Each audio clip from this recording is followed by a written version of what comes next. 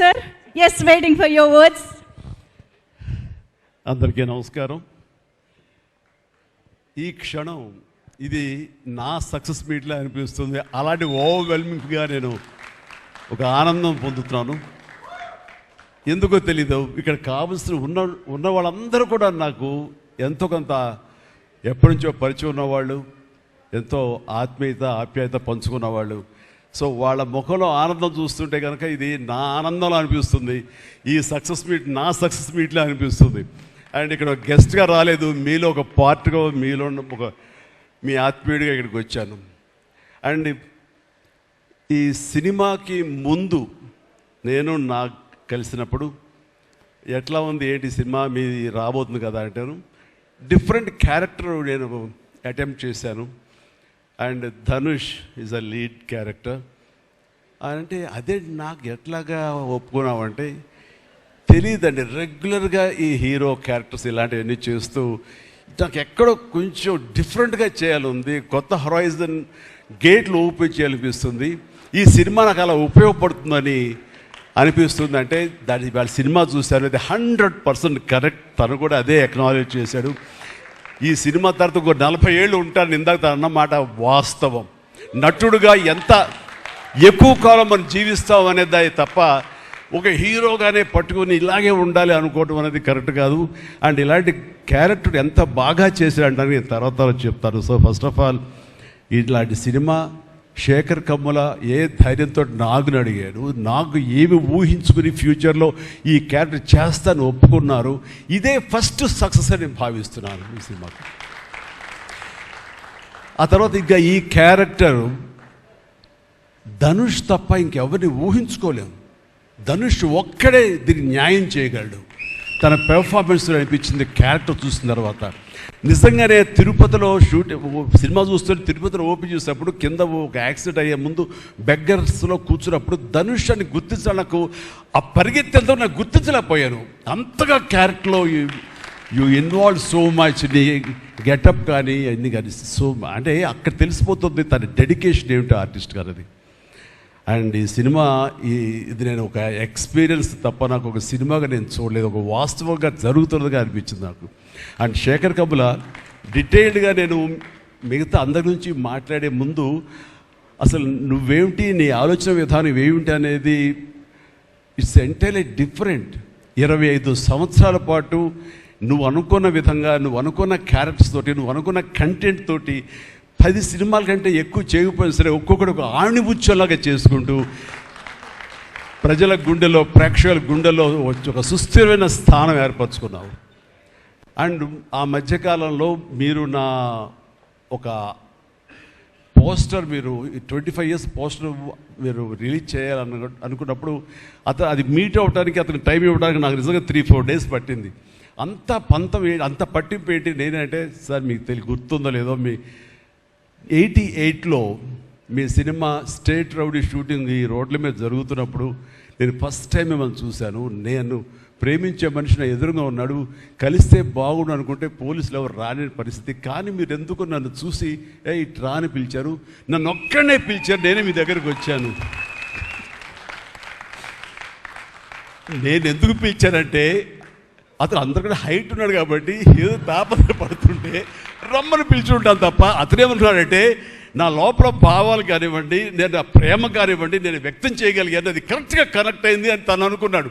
But ఏమనుకున్నా సరే వచ్చిన తర్వాత నన్ను మీట్ అయిన క్షణం ముందు వరకు భవిష్యత్తులో ఏం చేయాలో తెలియదు, ఎడ్యుకేషన్ ఉంది కాబట్టి ఎటు వెళ్ళాలో తెలియనటువంటి 17-18 years ఉంటాయి అప్పుడు అతనికి.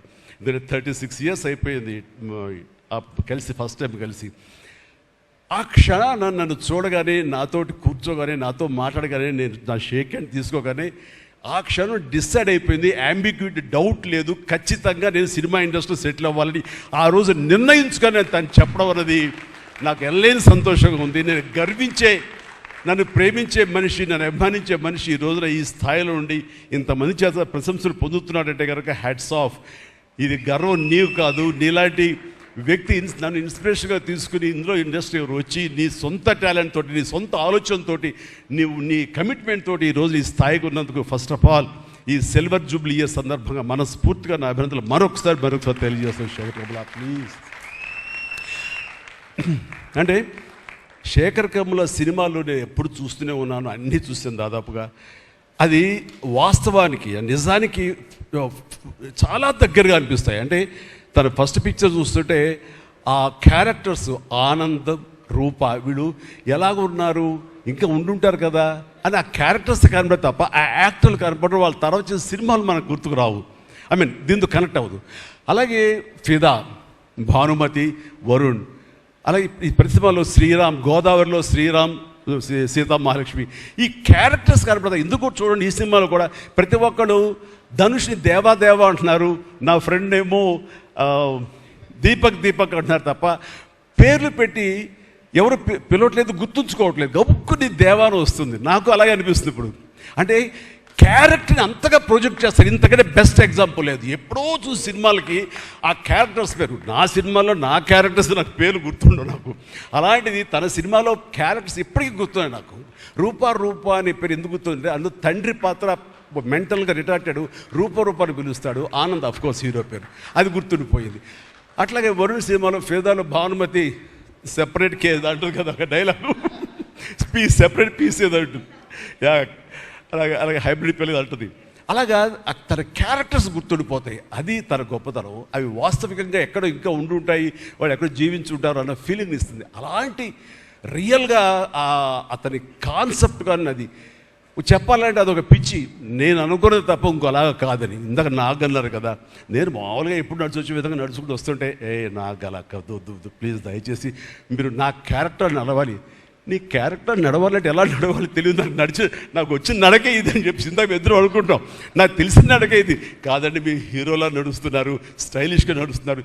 నేను స్టైలా, నేను హీరోలాగనా అని అంటే కాదు అంటూ ఆ క్యారెక్టర్ చూస్తుంటే నాకు మీరు చాలా డిఫరెంట్గా కనపడ్డారు. నాకు రెగ్యులర్గా కనపడలేదు. మీకుండే ఆ కింగ్ నాగ్ అని కానీ ఆ గ్లామర్ మన్మధుడు యొక్క స్టైల్లో ఒక చామ్ ఉంటుంది కదా, ఈ సినిమాలో అది కనపడకుండా జీవితంలో నలిగిపోయినటువంటి, మానసికంగా ఫిజికల్గా నలిగిపోయినటువంటి ఒక మనిషి కనపడుతున్నారు.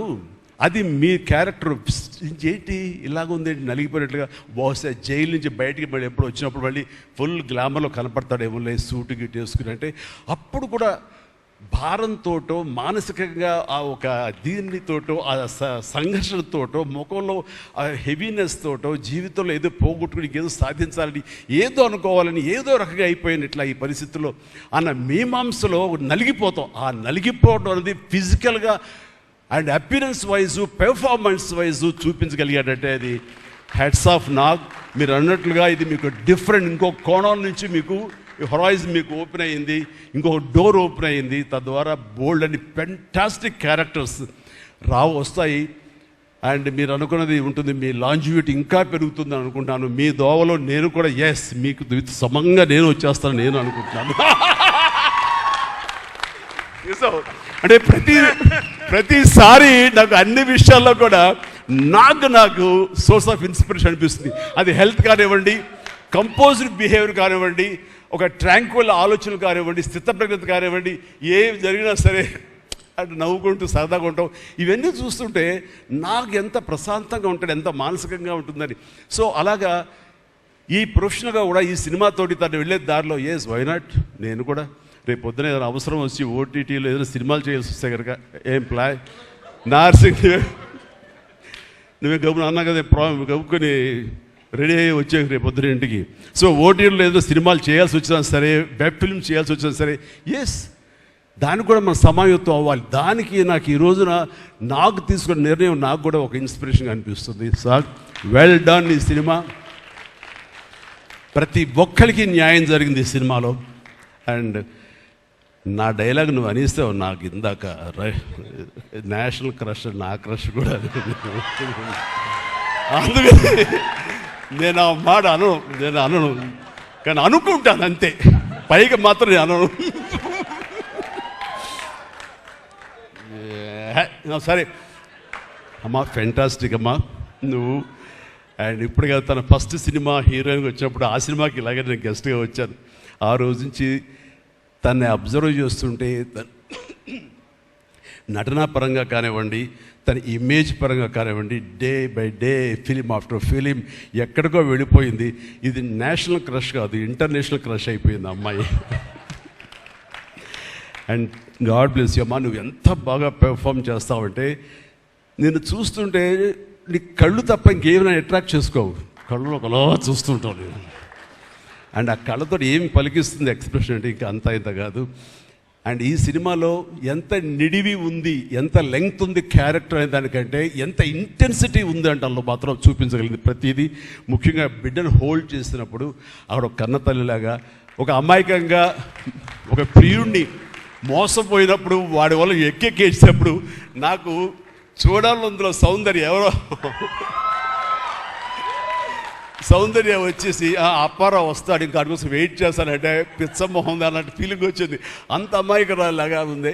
అది మళ్ళీ ఇందులో కనిపించింది నాకు, ఆ సౌందర్య కనిపించింది ఆ క్యారెక్టర్ చేయటంలో. You done fantastic job. ఆ తర్వాత సీరియస్నెస్గా పెంచుకుంటూ, ఆ తర్వాత దేవాకి సపోర్ట్గా ఉంటూ అండ్ దేవాన్ని ఓన్ చేసుకునే విధంలో మాత్రం నీ ట్రాన్స్ఫర్మేషన్ కానీ నీ characterization well designed and well performed. Fantastic అమ్మా, ఫెంటాస్టిక్. అండ్ ఇంకా మిగతా క్యారెక్టర్స్ అందరూ అన్ని రకాలుగా అన్నీ బాగా చేసినా సరే నిజంగా చెప్తాను, హృదయానికి హత్తుకుపోయిన క్యారెక్టర్ ధనుష్. అంటే ఈ క్యారెక్టర్కి ధనుష్ తప్ప ఇంకెవరు లేరని, ఇంకెవరు చెయ్యలేరు. ష్యూర్ ఇంకొక హీరో లేడు. అంత పెర్ఫార్మ్ ఇచ్చి హీరో ఇమేజ్ ఉండి, స్టార్ ఇమేజ్ ఉండి, అన్ని రకాల కాంబినేషన్లో ఉండి చేసే మనిషి అంటే the one and only star in India is Dhanush. ధనుష్ని మైండ్లో పెట్టుకుని ఈ క్యారెక్టర్ డిజైన్ చేసావా శేఖర్? లేదు, నీ క్యారెక్టర్కి అతను అనుకోకుండా సరిపోయాడా అని అంటే నాకు లేదు. నువ్వు ధనుష్ని దృష్టిలో పెట్టుకుని ఈ క్యారెక్టర్ డిజైన్ చేసేవేమో అనుకో అనిపిస్తుంది నాకు. ఎందుకంటే ఈయన సపోజ్ నేను చేయలేని Shekhar, I very sorry sir, நான் ரொம்ப பிஸியாக இருக்கேன், நான் பண்ண முடியாது అని சொன்னா என்ன பண்ணுவேని? ఎవరున్నారు చేయడానికి?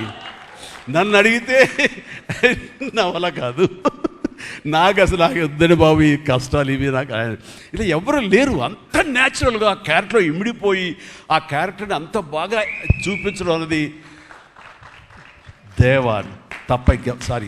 ధనుష్ తప్ప ఇంకెవరు లేరు. ధనుష్ నీకు బెస్ట్ యాక్టర్ అని చాలా మామూలు అయిపోయింది. మాకు ఎప్పుడైనా వస్తే వావ్ నాకు వచ్చిందో నేషనల్ బెస్ట్ యాక్టర్ అనుకోవాలి తప్ప నేను. బట్ నీకు ఇది మామూలు అయిపోయింది. మళ్ళీ ముందస్తుగా నీకు అడ్వాన్స్గా చెప్పేస్తున్నాను, నీకు కంగ్రాట్స్. నీకు బెస్ట్ యాక్టర్ అనేది ఖచ్చితంగా రావాలి. లేకపోతే అందుకే నేషనల్ అవార్డ్స్కి అనేదానికి మళ్ళీ అర్థం లేదు. బట్ అది నీకు ఇది మామూలే, కానీ నీకు ఈ సినిమాకి వస్తే కనుక ఇందులో ప్రతి ఒక్కరికి అది గర్వకారణం. అది definitely you will win. Fantastic.